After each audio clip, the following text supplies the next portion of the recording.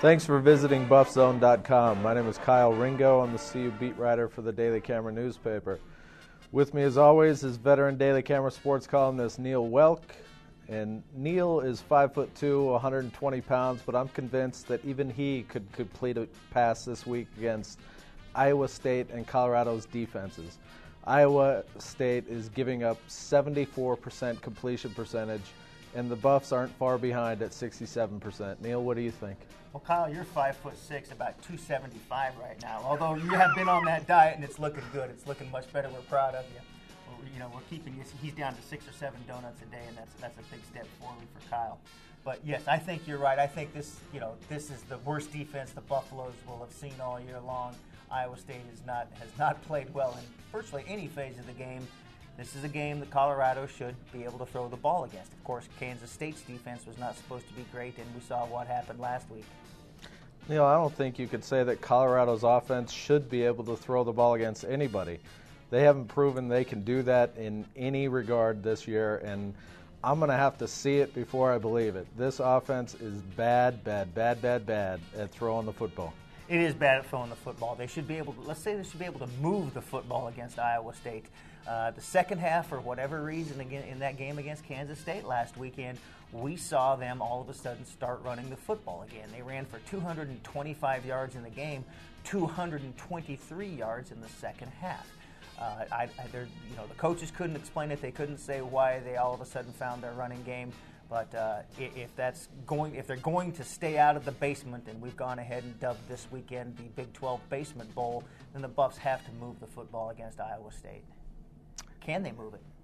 Yeah, if they can't, they got huge problems. I mean, they don't have huge problems now. It's all roses right now. Yeah, even bigger than we thought. I mean, this Iowa State defense is the worst defense in the Big 12. They're giving up 32 points a game. Like I said, they're allowing 74% of opponents' passes to be completed. Bernard Jackson should be able to do that this week.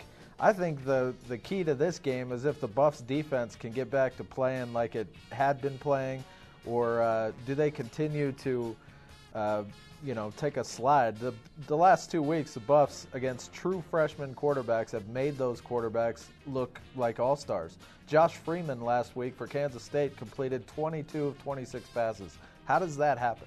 Well, ask the Denver Broncos. They're the ones that let Phil Simms do that same thing in the Super Bowl. Not that I'm comparing this kid to Phil Simms. But the thing I really want to know, Kyle, is how did Iowa State get so bad? This was a game that a year ago, Colorado was 7-2, ranked in the top 25 in the nation. Iowa State was playing well. It was supposed to be for the game that was going to decide the Big 12 North Championship. Kyle, how did Iowa State get to this point? The Cyclones have had a ton of injuries this season. They're playing some third-string players at some positions. Their defense had already lost a lot of players coming into this season and had a lot of room to grow, and obviously they haven't measured up to where they would like to be. I mean, the Cyclones won this game last year with 2 defensive returns against the Buffs in the second half.